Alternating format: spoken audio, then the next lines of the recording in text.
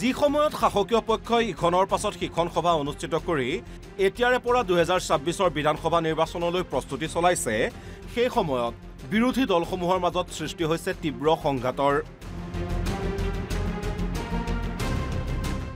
ৰাজ্যৰ ৰাজনীতিত এতিয়া শাসকীয় পক্ষই নহয়, বিৰোধী পক্ষই বিৰোধীক গালি পৰাত যেন ব্যস্ত হৈ পৰিছে।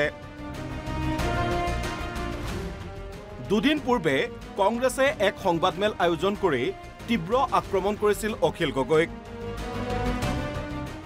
দলটোৰ জ্যেষ্ঠ মুখপাত্ৰ মেহদী আলম বৰাই অখিল গগৈয়ে সংখ্যালঘু এলেকাত অনুষ্ঠিত কৰা সভাসমূহক লৈ তীব্ৰ প্ৰতিক্ৰিয়া প্ৰকাশ কৰিছিল। কংগ্ৰেছৰ দুৰ্গত অখিলৰ জনসভা কিয় প্ৰশ্ন কৰিছিল মেহদী আলম বৰাই। কিন্তু শনিবাৰে এক সংবাদমেলত মেহদী আলম বৰাক উভতি ধৰিলে ৰাইজৰ দলে। ইটোৰ পাছত সিটো প্ৰশ্নৰ কংগ্ৰেছক তীব্ৰ প্ৰত্যুত্তৰ দিয়ে ৰাইজৰ দলৰ এইসকল নেতাই। প্ৰত্যুত্তৰ এক, মেহদী আলম বৰা, আয়াৰাম গয়াৰাম। আচলতে মেহদী আলম বৰা ডাঙৰীয়া কাৰ মানুহ? তেখেতে বিজেপিত গৈ কংগ্ৰেছৰ হিমন্ত বিশ্ব শৰ্মাক আক্ৰমণ কৰা আমি লক্ষ্য কৰিছোঁ আগতে। আকৌ কংগ্ৰেছত ঘূৰি আহি আকৌ বিজেপিৰ হিমন্ত বিশ্ব শৰ্মাক আক্ৰমণ কৰা দেখিছোঁ। এগৰাকী ব্যক্তি আয়াৰাম গয়াৰাম, কোনদিনাখন তেখেত বিজেপিত থাকে, কোনদিনাখন কংগ্ৰেছত থাকে, এই হিচাপটো ৰখাটোৱে অসুবিধা।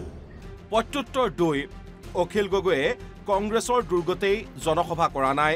মেহদী আলম বৰা ডাঙৰীয়াই এই কথাটো কৈছে যে শিৱসাগৰত অখিল গগৈ ডাঙৰীয়াই সভা পাতি দেখাওক। তেওঁ পাহৰি গৈছে, অলপমান তথ্য আৰু গৱেষণা কৰাৰ প্ৰয়োজন থাকে যে নৱেম্বৰ মাহৰ 13 তাৰিখে এখন ডাঙৰ বিশাল নৱেম্বৰ মাহৰ 12 তাৰিখে এখন ডাঙৰ ৰেলী এটা শিৱসাগৰত হৈ গৈছে। সেইকাৰণে এনেকুৱা একপক্ষীয় কিছুমান কথা ওপৰত বক্তব্য ৰাখি আৰু গৱেষণা নকৰাকৈ আৰু ৰাইজৰ দলে ক'ত ক'ত সভা কৰিছে ইয়াৰ জ্ঞান নথকাকৈ তেওঁলোকে এনেকুৱা ধৰণৰ মিথ্যাচাৰৰ আশ্ৰয় লোৱাটোক আমি গৰিহণা জনাইছোঁ। প্ৰত্যুত্তৰ তিনি, যদি এইটো কংগ্ৰেছৰ বক্তব্য হয় তেতিয়াহ'লে এটা কথা আমি স্পষ্ট কৰিব বিচাৰোঁ, যোৱা লোকসভা নিৰ্বাচনৰ প্ৰাক মুহূৰ্তত কংগ্ৰেছৰ দুগৰাকী কাৰ্যকৰী সভাপতি, এগৰাকী ৰাণা গোস্বামী, এগৰাকী কমলাক্ষ পুৰকায়স্থ বিজেপিত যোগদান কৰিছে। এগৰাকী প্ৰাক্তন মন্ত্ৰী আৰু বৰ্তমানৰ বিধায়ক বসন্ত দাস বিজেপিত যোগদান কৰিছে। মানুহৰ মনত বিভ্ৰান্তি সৃষ্টি কৰি পেলাইছে যে কোন হয় এই কংগ্ৰেছৰ নেতা কাৰ্যকৰী সভাপতি দুজনে যদি নিৰ্বাচনৰ প্ৰাক মুহূৰ্তত গুচি যায় আমি কাক ভোট দিম? ইয়াতেই থমকি নৰল ৰাইজৰ দল।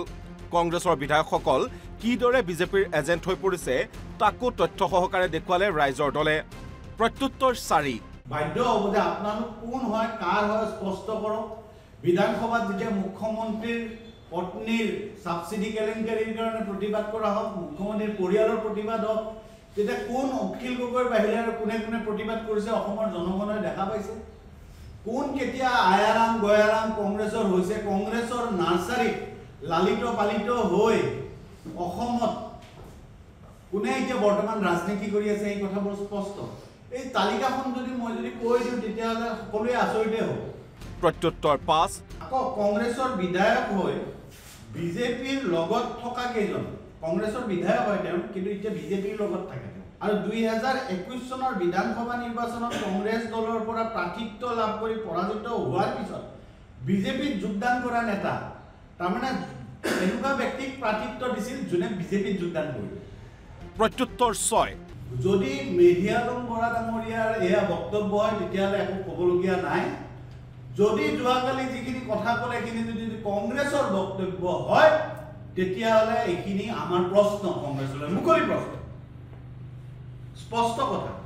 আৰু ৰাইজক এইবিলাক আগুৱা ভৰা কথা কৈ বিভ্ৰান্ত কৰি লাভ নাই। বিৰোধী ঐক্যৰ পৰা কংগ্ৰেছ নিজে ওলাই গৈছে। তেওঁলোকে এতিয়া তালাফাল লগাই যদি ক'ব বিচাৰে, মানুহক পতিয়নি হ'ব বিচাৰে যে ঐক্যবদ্ধ হ'ব লাগে, তে প্ৰতাৰণা আৰু অবিশ্বাসৰ বাতাবৰণ সৃষ্টি কৰি বিশ্বাসঘাতকতা কৰা ৰাজনৈতিক দলটো কোন? ইফালে কংগ্ৰেছ আৰু ৰাইজৰ দলৰ বাকবিতণ্ডা ফুল চুইঙত এনজয় কৰিছে বিজেপিৰ ডিব্ৰুগড়ৰ বিধায়ক প্ৰশান্ত ফুকনে। ২৬ত বিৰোধী দলসমূহে দিছপুৰ দখলৰ যি আশা দেখিছে জনতাক মুংগেৰী লাল কি হাছিন স্বপ্ন বুলি আখ্যা দিলে প্ৰশান্ত ফুকনে। সেইটো ওচৰ পাবলৈকে যোৱাৰ আগতে তেওঁলোক থানবান হ'ল আৰু এইবিলাক হ'ল তাৰ এটা এনেক্সাৰ। তাহাঁতি অহা 26ৰ তেওঁলোক যিটো পৰিকল্পনা কৰিছে সেইটো মুংগেৰী লাল কি হাছিন স্বপ্ন। APCCৰ সভাপতি ভূপেন বৰাকে ধৰি একাধিক বিৰোধী নেতাই পুনৰ অসম সন্মিলিত মৰ্চা জীপাল কৰি তোলা হ'ব বুলি ৰাজ্যবাসীক আশ্বস্ত কৰিব বিচৰাৰ সময়তেই বিৰোধী শিবিৰত চলা এই আক্ৰমণ প্ৰত্যাক্ৰমণে পৰিৱৰ্তনকামী জনতাক নিশ্চয়কৈ হতাশ কৰিব। জিতুমণি ডেকা আৰু বিচিত্ৰ ৰাজবংশীৰ ৰিপৰ্ট NB নিউজ।